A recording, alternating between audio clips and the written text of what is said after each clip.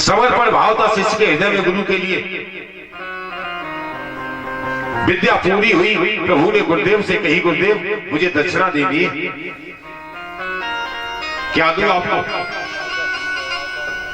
गुरु सांदीपन जानते हैं कि श्री कृष्ण साधारण राजकुमार नहीं है, ये तो स्वयं नारायण है। कहने लगे, गोविंद ये मेरा सौभाग्य है कि मुझे आप जैसा शिष्य मिला। तो सौभाग्य क्यों है? महाराज एक कथा आती है छोटी सी। ये सांदीपन महाराज जिनके शिष्य नारायण बने हैं, वो क्यों बने हैं? जिस समय सांदीपन जी स्वयं विद्यार्थी थे, वो अपने गुरु के आश्रम में पढ़ा करते थे। आप देखिए गुरु कृपा का क्या फल है। एक बार इनके गुरु ने कहा, बेटा थोड़े समय के बाद मैं पागल हो जाऊंगा, मेरे भाग्य में लिखा है, लेकिन ये पागलपन हमेशा नहीं रहेगा, थोड़े समय के लिए आएगा। और मैं तुम सब विद्यार्थियों से कहता हूं कि कोई आश्रम छोड़ के जाना मत, विद्यालय छोड़ के जाना मत। शिष्यों ने तब तो कह दिया, गुरुजी नहीं जाएंगे। जब गुरुजी पागल हुए, और पागल आदमी तो कुछ भी कर सकता है, जो भी हाथ में आए मार, ईंट पत्थर डंडा। किसी शिष्य की बांह टूट गई, किसी का पैर टूट गया, किसी का सर फट गया। गुरुजी को गाली देते हुए सारे विद्यार्थी विद्यालय छोड़ के भाग गए। पूरा आश्रम खाली हो गया, कोई विद्यार्थी आश्रम में नहीं है। लेकिन नहीं भागे तो केवल सांदीपन जी नहीं भागे। गुरु की गालियां सुनते रहे, मार खाते रहे, पिटते रहे, पर सेवा करते रहे। और जब गुरु का पागलपन दूर हुआ, गुरुजी अपनी पूर्व स्थिति में आए। गुरुजी ने देखा आश्रम खाली है, सांदीपन से पूछा, बेटा विद्यार्थी कहाँ है? सांदीपन ने कही, महाराज आप पागल हो गए थे, आपकी मार के डर से सारे विद्यार्थी भाग गए, आपने सबको बहुत मारा। उन्होंने कहा, बेटा तुझे नहीं मारा? सांदीपन ने घाव दिखाई, कही गुरुदेव मारा तो हमें भी बहुत। कही बेटा तू क्यों नहीं मारा? सांदीपन ने कहा, गुरुदेव शिष्य के लिए उसका गुरु भगवान के तुल्य होता है, और कोई भक्त अपने भगवान को छोड़ के कहां जा सकता है? ये मेरा कोई अपराध होगा? यह मेरा सौभाग्य होगा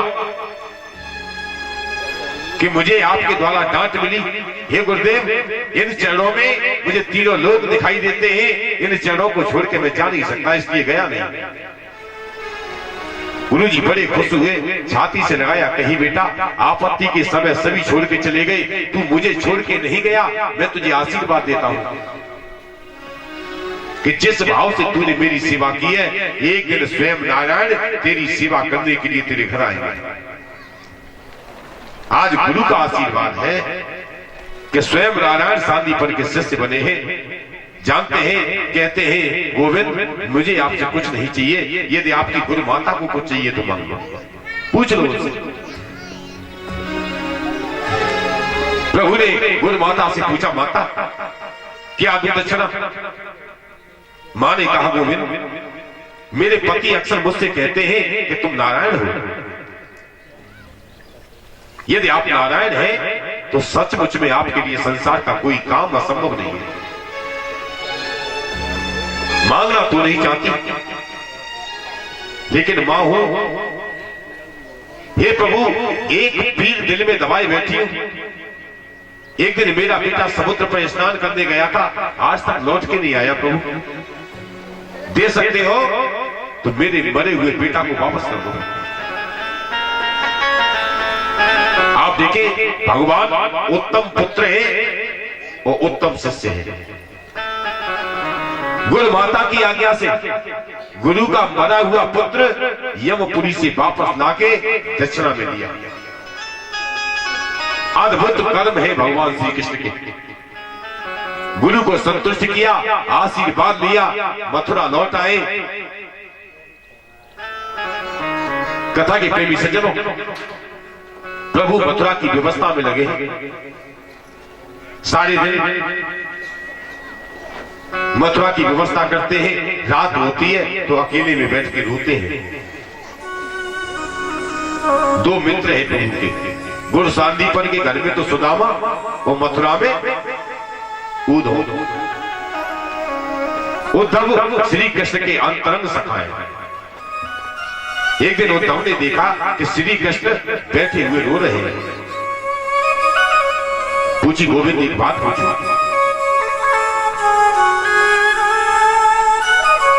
मैंने कई दिन से देखा है कि आप बड़ी मेहनत करते हैं। सारे दिन मथुरा की व्यवस्था, भाग दौड़, लेकिन रात में गोविंद मैंने आपको अकेले बैठ के रोते हुए देखा है। कौन है जिसकी याद आपको भी रुला देती है? मुझे बताइए तो सही, मैं आपका मित्र हूं। कथा के प्रेमी सज्जनों, भगवान ने सुना, उद्धव के गले से लग गए। रो के प्रभु ने एक बात कही, उद्धव, हे उद्धव, मोई ब्रज बिसरत नाई। मैं लाख प्रयास करता हूं, बहुत कोशिश करता हूं अपने ब्रज को बुलाने की, लेकिन जितना बुलाने की कोशिश करता हूं, ब्रज की उतनी ही और याद आती जाती है। मुझे याद आती है उस कदम की पेड़ की जिस पर बैठ के मैं बंसी बजाया करता था और मेरे सखा नाचा करते थे।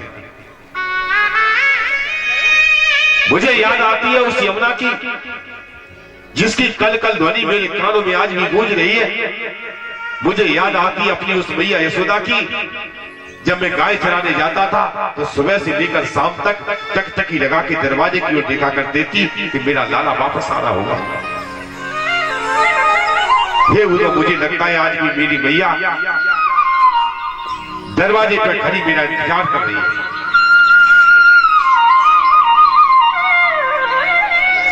मुझे याद आती अपने उन बाबा की जो मुझे कभी अपनी बाहों का झूला झुलाया करते थे। उन गोपिकाओं की प्रेम बनी डांट जो थोड़े से माखन के लिए मुझे डांटा करती थी। उधो तू मेरा मित्र है ना, तो एक काम कर दे। भगवान कहते एक काम कर, गच्छोद्धव ब्रजम सौम्यम, हे उद्धव तू ब्रज की तरफ चला जा। गच्छोद्धव ब्रजम सौम्यम पितृनो प्रीति मावा गोपी नाम मद योगादिम मद संदेश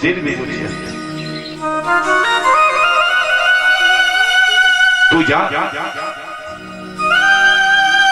और मेरी याद में दुखी मेरे ब्रजवासी, मेरे सखा गोपिकाएं, मेरी मैया और मेरे बाबा को धीरज देना। उनसे कहना कि मैं आऊंगा, थोड़ा विलंब लग रहा है। प्रभु ने निवेदन किया, बार बार उद्धव से कहा, लेकिन उद्धव के मन में एक अहंकार कि मैं अध्यात्म और वेदांत का वक्ता हूं। और ब्रज की गोपियां कैसी है?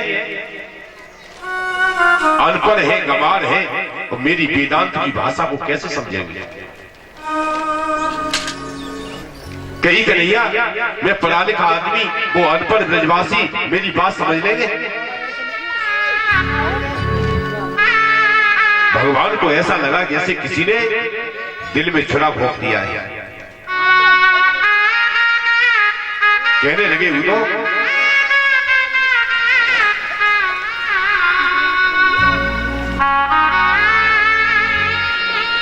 तूने ब्रजवासियों को अनपढ़ कहा, अरे एक बार जाके तो देख, तुझे पता लग जाएगा कि पढ़ा लिखा तू है या पढ़ी लिखी मेरे ब्रजवासी है। कथा के प्रेमी सज्जनों, उद्धव ने रथ तैयार किया है, ब्रज जाने की तैयारी है। इधर भगवान दुखी है और उधर ब्रजवासी दुखी है। ब्रज की गोपिकाएं सुबह से शाम तक मथुरा की ओर देखा करती हैं। सखा ऊंचे ऊंचे पहाड़ों पर चढ़ के मथुरा की ओर देखा करते हैं कि शायद कन्हैया आ जाए, कन्हैया आ जाए, कन्हैया आ जाए। जब प्रभु लौट के नहीं आते तो गोपियां दुखी हृदय से घर लौटती है। सखा शाम को घर लौटते हैं। कथा के प्रेमी सज्जनों, आज भी सारे सखा मथुरा से आने वाले सारे रास्ते घेरे हुए बैठे। शायद कन्हैया आना होगा। एक सखा ने देखा मथुरा की तरफ से एक रथ आ रहा है।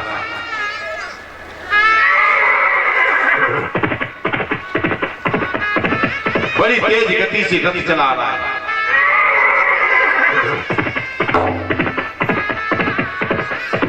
कथा की प्रेमी सज्जनों, सखा ने समझा कि जरूर इस रथ में हमारा कन्हैया होगा, क्योंकि कन्हैया की तरह ही एक व्यक्ति पीतांबर धारण किए रथ में विराजमान है। सखा भागा, पीछे खड़े अपने सखाओं को आवाज दी, कई भैया खड़े क्यों, दौड़ के आओ, हमारा कन्हैया आ गया, हमारा कन्हैया आ गया, हमारा भैया आ गया। आगे वाला भाग रहा है, पीछे वाले भागने लगे चिल्लाते हुए, कन्हैया आ गया। थोड़ी दूर भागे लेकिन आगे वाला रुक गया। पीछे वालों से कहा, भैया भागो मत, हमें लगता है इस रथ में हमारा कन्हैया नहीं, कोई बहुरूपिया है। पीछे वालों ने पूछा, भैया तुझे कैसे लगता है कन्हैया नहीं है? आगे वाले ने कहा, तुम पागल हुए, क्या अपने कन्हैया के प्यार को नहीं जानते? हम भाग रहे खेतों में, वो हमारा कन्हैया होता तो रथ में बैठा थोड़ी होता। अब तक तो रथ से कूद के दौड़ के हमारे गले लग गया होता। ये हमारा कन्हैया नहीं हो सकता। हमें तो लगता है इस रथ में कोई बहुरूपिया बैठा है। ऊदों का रथ सामने से गुजर गया। सखा खड़ी खड़ी देखते रहे। नंद भवन के पास आके ऊदों का रथ रुका। कथा के प्रेमी सज्जनों, बाबा नंद ने देखा श्री कृष्ण का मित्र उद्धव आया है। घर के अंदर लाए,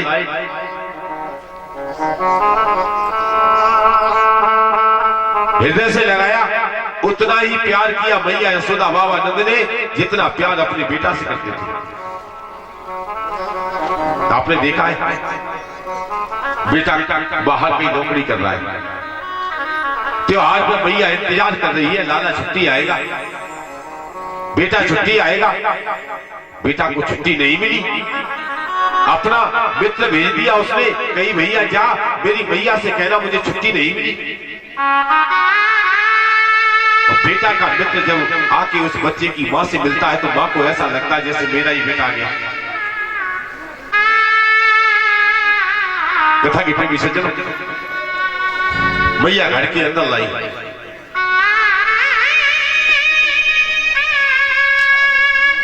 शाम को भोजन कराया। मैया ने पूछा, उद्धव बेटा ये बताओ क्या खाऊंगा?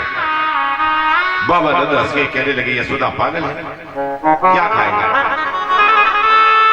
कन्हैया का मित्र है ना, इसका मित्र भी माखन का लोभी और ये भी माखन का ही तो लोभी है, खाएगा क्या? माखन लिया। आज उद्धव ने जिंदगी में पहली बार ब्रज का माखन चखा।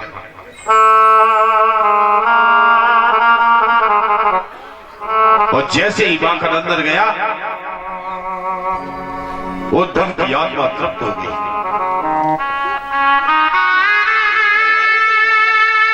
भोजन के उपरांत रात को बैठे एकांत में एक कक्ष में बाबा नंद और उद्धव। बाबा नंद ने पूछा, उद्धव आपसे एक बात पूछूं, बेटा सही बताना, यहां से जाने के बाद क्या कन्हैया को कभी हमारी याद आती है? क्या वो कभी मेरे बारे में सोचता है? उधर सही बताना, क्या उसने कभी जिंदगी में अपनी मैया का नाम लिया, यशोदा के बारे में कुछ पूछा? कभी वो ब्रज की चर्चा करता है?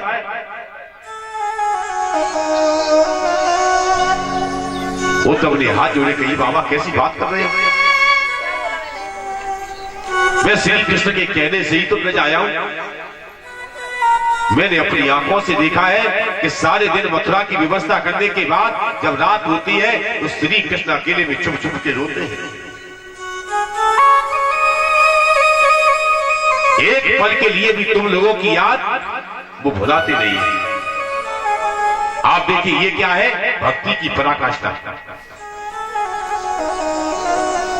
दुनिया तो भगवान को याद करती है,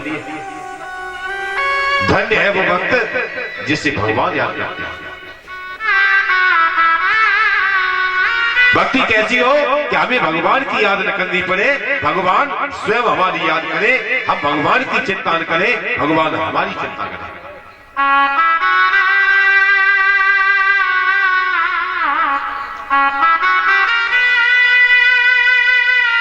उद्धव ने बताया, बाबा नंद ने बात का विषय बदल दिया।